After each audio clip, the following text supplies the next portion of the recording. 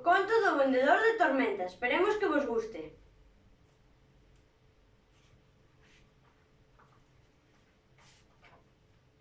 Perorato Farfullán chegou a Pluviosa do Río unha mañá de chuvia, moi cedo.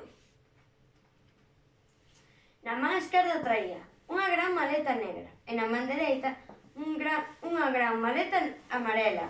Arriba do seu longo e ancho nariz lanzaban uns lentes moi gordos, porque Perorato Farfullán era moi curto de vista.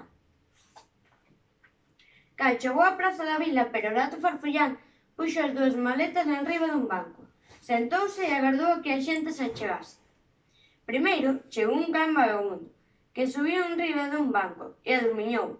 Despois apareceu un velliño que era algo xordo, e unha velliña, que tamén era algo xorda.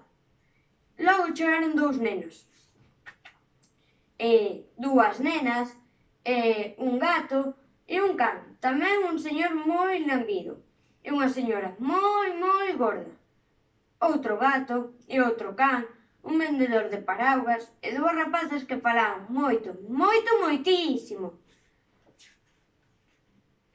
Cando a praza se encheu, o vendedor de tormentas abriu a súa gran maleta negra e anunciou: Señoras e señores, nenos e vellos, desde terras moi afastadas, traio o que este lugar necesita. Entón, sacou unha enorme nube negra chea de chuvias e saraiva, de lóstregos e trons, e voceou: Tormentas, grandes tormentas para as grandes ocasións, e pequenas tormentas para todos os días. Non queremos máis chuvia, queremos sol, flores, páxaros, abellas e xeados, berraron os de Pluviosa do Río. Perorato Farfullán secou os seus dentes mollados pola chuvia, cerrou a súa gran maleta negra e dixo: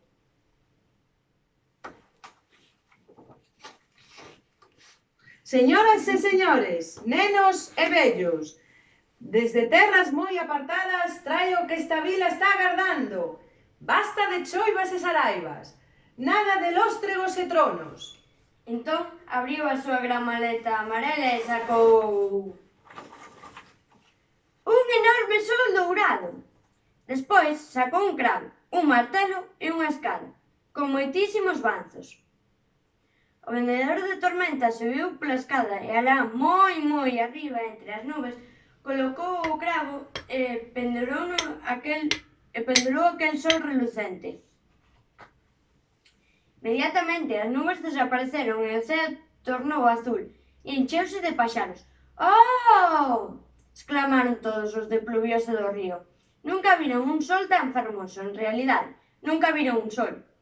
Entón, Perorato Farfullán baixou da escada, volveu a abrir a súa gran maleta amarela e dela saíron voando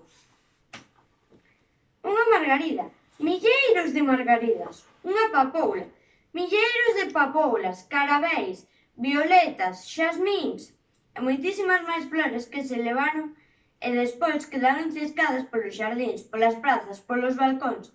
Tras as flores saíron bolboretas cunhas grandes cheas de debuxos, bonitos e extraños. As bolboretas voaron e puxéronlle a Pluviosa do Río un infinito teito de cor.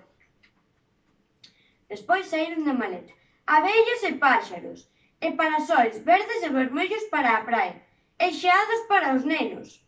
A xente aplaudía, ría e aplaudía. Parecía que todo o mundo teleara.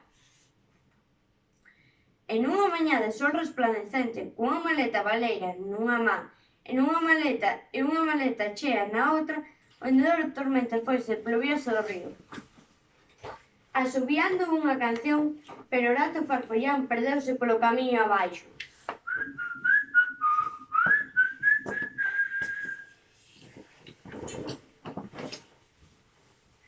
E colorín colorado, este conto está rematado.